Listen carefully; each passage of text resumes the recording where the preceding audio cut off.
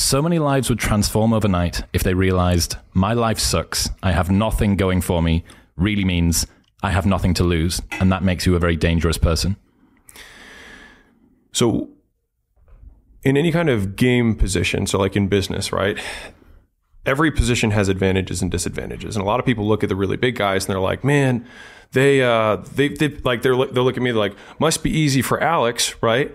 And I remember when we had gym launch and we had a very big company, I would tell the guys who are coming up, I was like, if you're trying to compete against me, I was like, you have advantages. I was like, if you're on a sales call, you're like, listen, you're just a number to Alex. You're never going to talk to Alex, right?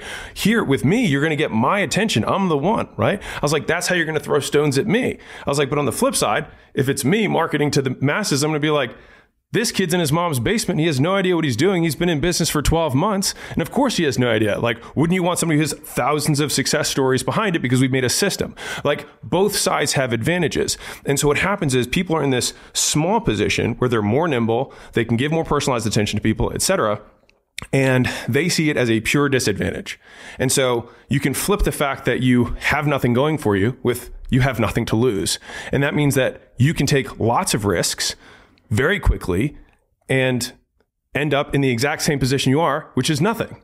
And so if you eliminate downside, it should decrease your action threshold, meaning you should be able to do more things faster rather than do fewer things because you don't have a great life or things going for you. And so I think if people flip that, a lot more people would take action because they actually realize the advantage of their position. Jack Butcher says you get rich by taking lots of risk with small amounts of money, and you stay rich by taking small amounts of risk with lots of money. Yes, I wholeheartedy agree. I didn't know that was his quote. He may have repurposed it. There's something called Churchillian drift. Do you know what that is? No. So it's a phenomenon. Everything's Churchill at the core. It's the opposite. It's that quotes that weren't said by Churchill often get like erroneously attributed to him. It's like all quotes lead back to Churchill, even though they didn't. And Socrates. Yeah, it's just one of those things where it's like, I think that Churchill once said that you get rich by making large amounts. It's like, no, he fucking... But there's another one as well that a good friend James Smith talked about, which is if you're succeeding at a job that you hate, imagine how good you'd be at a job that you loved. Mm-hmm. And that's kind of the same. This person is starting from essentially zero. How much fucking worse can it get? Right. Is the downside. If you can eliminate someone's downside for action, it's like then the bias, it should bias you towards taking action. Why is it that people in that case, if they do have nothing to lose, still feel like they have lots to lose? Because I think most of the times, I think this is really important, is that they have nothing objectively to lose. And so everything that they feel like they have to lose is purely made up in their mind. It's stories they tell themselves about what other people are going to think about them when those people aren't even thinking about them to begin with, right? But like that's where they live all of their lives or live out all of the potential downside is in the mere reflection of what other people will think about them in the future should they fail. And I think that is if we were trying to get real and I'm like talking to somebody like, well, I mean, because I know that if I actually had somebody in front of me, they'd start squirming, right? If I said the first thing, right? Like you have nothing to lose. And then, because then they do have something to lose and I just have to name it for them and be like, okay, who's the person in your mind? Who's the voice? It's like, blah, blah, blah, 6 questions deep. It's my uncle. Okay. Why? Like, let me state it this way. Will your belief that you're going to be viewed as a failure by your uncle be the sole reason that you live the rest of your life below your potential and regret everything that you don't do because of Uncle Tom? That's the wrong one. Uncle Harry. When you say it like that, all of a sudden they're like, I don't want to let Uncle Harry have that kind of power. And then all of a sudden it breaks and then they like get free of it. And so I think it's getting really specific and really narrow on because people say it's society, it's other people. It's like, it's usually 1 or 2 voices. And if you can get really specific on whose voice it is, then you can name it. And then like, I think I'm a big believer in like shame only exists in the shadows, which is like, once you put it in the light, you look at it and you're like, my mom? That was really it. Like when I really think about it, it's because it's not even just my mom. It's my mom in this circumstance. When I come back home for Thanksgiving, I just am so afraid of the comment that she's going to make. It's like, well, what if we confront that? Okay, your mom, you sit down at Thanksgiving dinner and you haven't made money yet and you quit your job. Now what?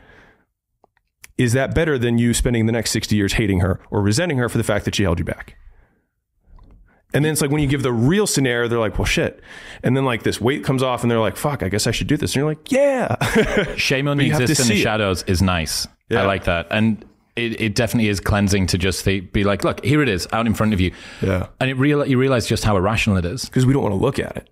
Yeah. Because it's in the shadow. And we put it in the shadows because of how it makes us feel about ourselves, in my opinion. And so it's so scary, we avoid it. We avoid it. But it's like, I think the faster you can kind of build that muscle of like, I've got this hesitation. What is the real reason? Because like logically, I can do that whole thing. Cool. You have nothing to lose. You're poor. Great. Zero. Right.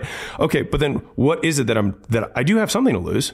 It's relational capital. It's status within my tiny micro community that doesn't matter, but like my perceived status. Okay. Name the names. But by pulling it out from the shadows, but like that confrontation from here to here is, I think, where all the fear is, because it's embarrassing to be like, it's my mom.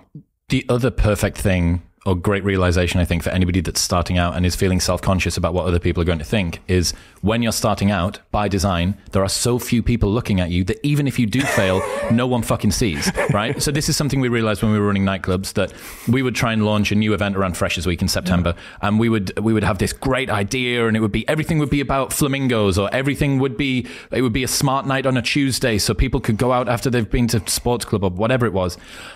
And then it would flop, right? And we'd do 150 people, and all of the guys that work for us would be stood outside looking destitute and upset, and they'd go, oh, it's so embarrassing. The tables there so it looks like there's more room. Oh, dude, we had so many tricks. We'd pump the room full of smoke. We would pad the back off so that everyone had to go to the front. We'd get the DJ to play music, all sorts of shit.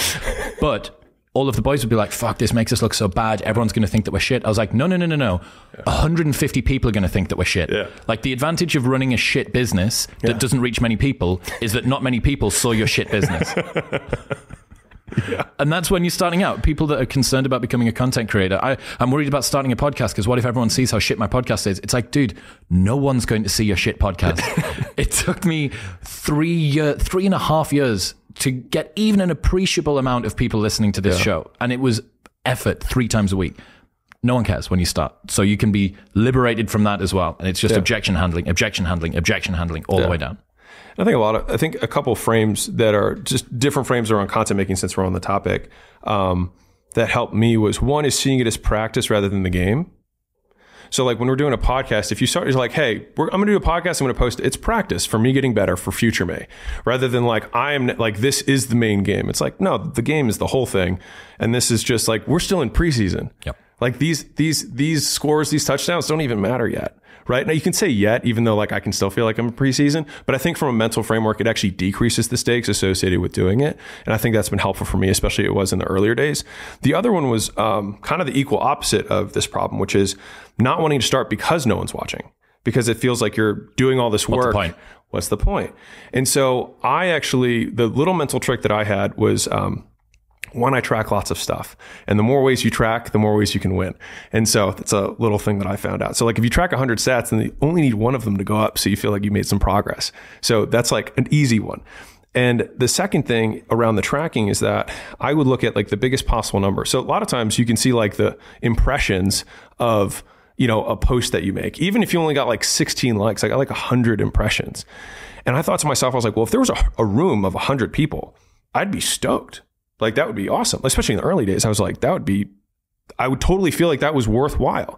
And so taking those little impression numbers and pretending that they were like micro events that I was making the work or the content for, all of a sudden made it feel worth it for me. And so the combination of, I can have a small room and I'm really impacting, like when I get a view that has like 13 views on it, for like a video in the early days, I'd be like, well, shoot, I made this video and 13 people saw it. As like a small room. Like that works.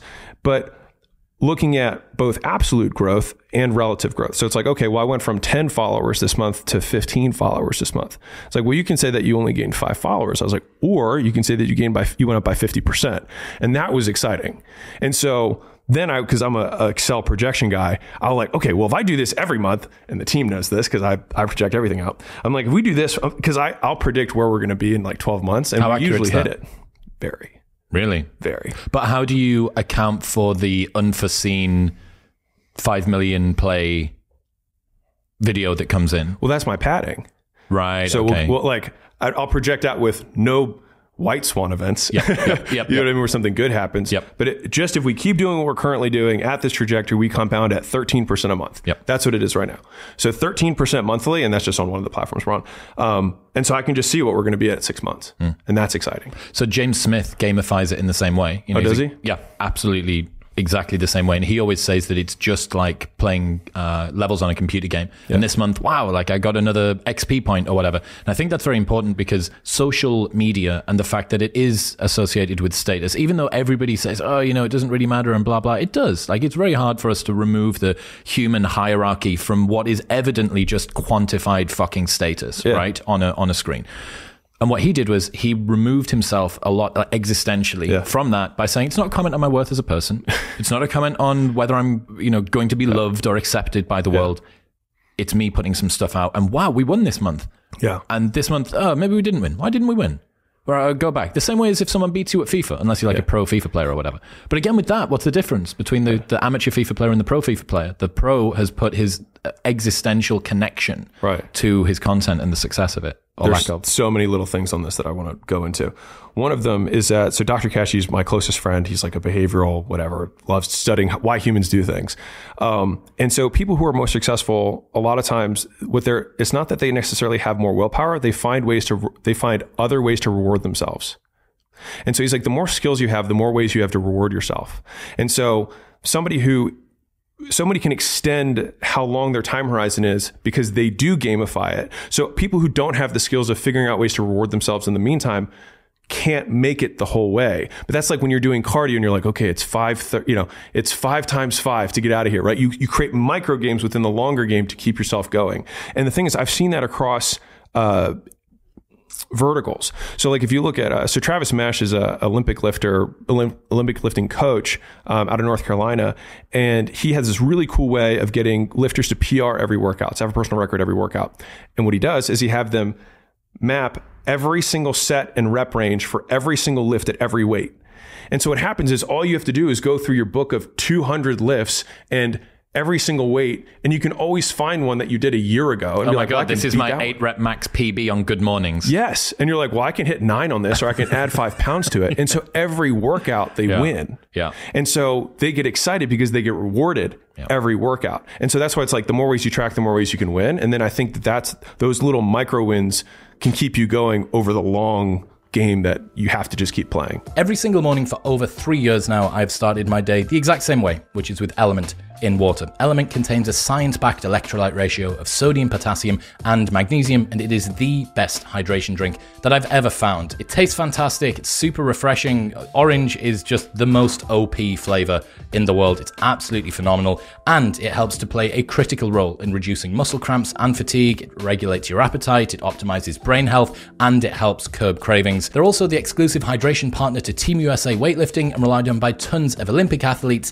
and everyday high performers all around the world. Also, there is a no BS, no questions asked refund policy where you can buy a box completely risk-free, and if you do not like it for any reason, they will give you a refund during an unlimited duration, and you don't even need to return the box. That's how confident they are that you'll love it. Element are giving away a free sample pack of all 8 flavors with your first box if you go to the link in the description box below, or drinklmnt.com/MW. That's drinklmnt.com/MW.